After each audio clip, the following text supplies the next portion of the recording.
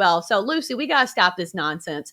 And whatever Jenks is saying, I don't believe it to be true. But I do have a bone to pick with you.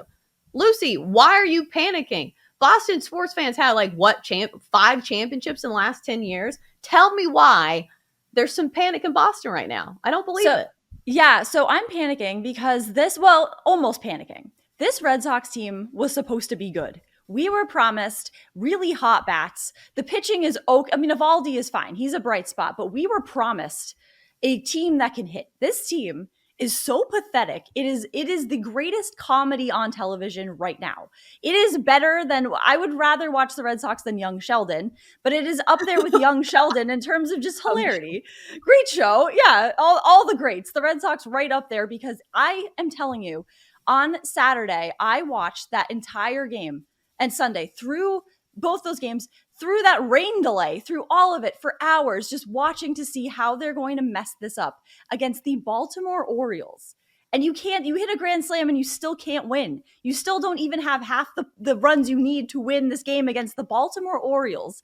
And that's hysterical to me. You lose a game when the pitcher overthrows third and then you just lose. This is how the Red Sox are finding ways to lose. And I think it's funny because all you can do is now turn to black magic, actually, Jenks, and embrace the darkness, become one with darkness, and just go with it, because I'm not giving up on this team. I'm going to watch every single game, the entire game. I watched very little NBA playoffs this weekend because I wanted to see how the Red Sox were going to lose. Tune in, everybody. So when I say black magic, I guess what I mean, and maybe it's going to take black magic, maybe it'll take some voodoo, but I guess what I mean by that, if you take a step back, is you're one who you'll look at tweets, you sort of go sometimes with intuition, you'll have a vision board, so you don't use traditional ways necessarily of predicting things. Is that correct to say? This is correct. I go by vibes mostly. Yes. And so I see that. And yes, so the vibes are strong for when Chris Sale returns. Things will even out.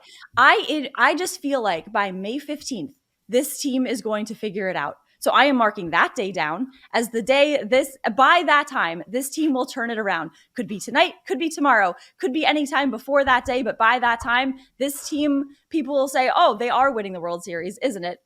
Going to happen. Like everybody will come on board. So get on right now before it's the bandwagon fans that join this group. And it's a fun time. Lucy.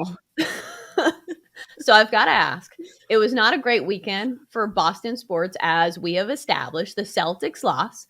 The Red Sox had some embarrassing losses against the Orioles. Yep. So who is the bozo of the week, according to Lucy Burdge?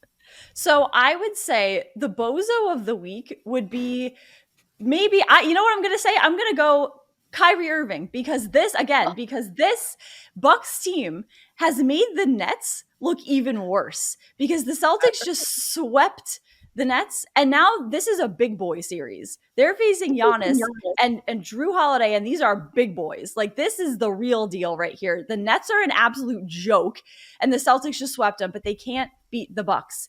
And I think the Celtics could also maybe be the bozo of the week, because I think they underplayed this game. They came into this game thinking, we're going to win, we're good enough to win, and didn't keep up with the tempo of the game. They underestimated Giannis. Even Ime Udoka said after the game, their physicality surprised us. That's not great. You should know Giannis's physicality. You should know the physicality of the Bucks. And I think maybe they underestimated what the Bucks could do because they were facing the Nets. So I would say the Nets and Celtics both, bozos of the week. We're talking with Lucy Burdge, writer for BetQL. She is also host of Back to the Futures each Sunday night on BetQL. Okay, Lucy, I have to ask you about the NFL draft. So it was in Vegas, and maybe the NFL draft needed it because there wasn't the star power that we've seen from college athletes in years past. But was it too much Vegas because we saw Chris Angel opening day 2 of the draft with an escape trick? Blue Man Group made an appearance. What was your takeaway? I think it was the right amount of Vegas, because Chris Angel, not impressive to me. That's a very basic Chris Angel. It's very Michael the Magic on The Office when Michael Scott tried to do Chris Angel and tried to get out of the straitjacket that did not work because he lost the key. So it's kind of like that. But my favorite part was Rich Eisen's reactions to these things. So you had Chris Angel, and he's just kind of waiting for the act to be over because it's kind of like, what is happening right now? It's a little confusing, which is Vegas in a nutshell. So it's kind of perfect. But Rich Eisen's like, okay, Chris Angel gets it done. Like, okay, let's move along. Blue Man Group shows up at the NFL Network roundtable. The Blue Man Group does not talk. So they give them microphones, and Rich Eisen's like, okay, I didn't know the makeup goes all the way around your head. Like, what are you supposed to say to the Blue Man Group? Because they don't talk. So these acts, also the stilts guy that fell, the two guys on the stilts, and then they go up to the microphone and they fall. And Rich Eisen goes, oh my word, they've fallen. And then he's like, oh, this is an act. This is Vegas. So it was a little bit confusing because you don't know what's happening, but that is Vegas. So I actually thought it was perfect. Speaking of magic, it seems like the Patriots have a knack for drafting these unknown guys and turning them in to reliable NFL players. So when you see that the Patriots drafted a quarterback, Bailey Zappi, who I hadn't heard of until I saw the Wonderlic results, and he had the highest score of any quarterback on the Wonderlic test, is Bailey Zappi the next great thing for the Patriots quarterback system? Yes, the next Tom Brady, perhaps. He'll start Zappy 4, I think his number was. Zappy 4 nutrition system. Yeah, totally. JE11, TB12, and Zappy 4, the three greats, the trifecta.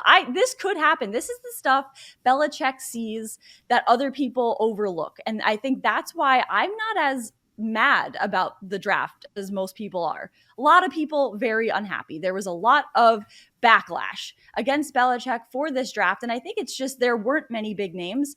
I am mad he didn't take Nakobe Dean. I thought he was a perfect fit here, but no, they just overlooked him. But there's got to be something that Belichick sees that I don't know. Belichick and I are very on par intellectually, so this is a surprise to me that there's something that Belichick knows that I don't. But I'm sure that there is some reason they didn't take Nakobe Dean. And so this is an all-name draft. You got Strange, you've got all of the Joneses. Every Jones in this draft, the Patriots were like, yes, give me him. And then they took Zappy. So all these names, these are great. These are going to be great on the back of a jersey. Which Jones are you wearing today? Oh, you could choose. That's kind of, I think, what Belichick was going for. Buy all the Jones jerseys. Jones sale today. So, Lucy, did you see, I'm sure you did, but I know you saw the viral video of Sean McVay laughing out loud when the pick was taken, but he also reached out to Bill Belichick to apologize and essentially say, hey, that was taken out of context. I have a tremendous respect for your acumen. We just thought that there's no way he'd be available at 104. We liked him so much. Do you think that's something that they needed to do? I think yes, but I think him reaching out about that, this is your very classic, I was laughing about something from earlier. This is not what I was laughing about. And sometimes that's true. But in this case, yeah, he was laughing at Belichick. But I think this is something they needed to do because, like, who else, except for Nakobe Dean, would they take? And Belichick doesn't do stuff for no reason. So there's got to be a reason. And I think Sean McVay laughing was the general reaction of everybody in New England and around football. So that was fair. I don't blame him. I don't think he needed to reach out to Belichick and apologize. I don't think Belichick cares that he was laughing. I know he probably felt like he needed to do that. But yeah, that's your like, oh yeah, that was something else I was laughing about. Not that at all. No, totally. I'm on live television reacting to this, but no, I was thinking about something from earlier. Misunderstood. I was misunderstood when I was laughing.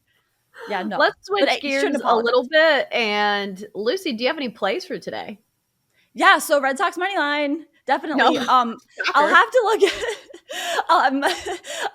look at Michael Wacha over under, but he's not terrible. Both the pitchers going tonight with Syndergaard are 2-0. So it's not all bad. Not all is lost. If they lose tonight, the hilarity continues. So either way, you're going to be laughing, not about something from earlier, about something that is happening right now and just in the depths of despair. And all you can do is laugh your way out of it. Yeah, I've definitely done that today. Before. It's a meme I'm looking at. It wasn't what you said, Jenks. I've definitely done that to Jenks on this very show. Oh, my God. I was just going to call Chelsa out because I'll be saying something. I'll be saying something, of course, that's very important. And I'll pause to wait for Chelsa's response. And she's like, what? Oh, I'm sorry. I was looking at memes. on live radio. So there's a lot of respect going on here. Well, the Met Gala did happen, so looking at those pictures is endless. Oh, we were talking about that earlier in the show. I was doing research on memes and the Met Gala. She is Lucy Burdge. She is a BetQL writer, and she's host of Back to the Futures each and every Sunday night right here on BetQL.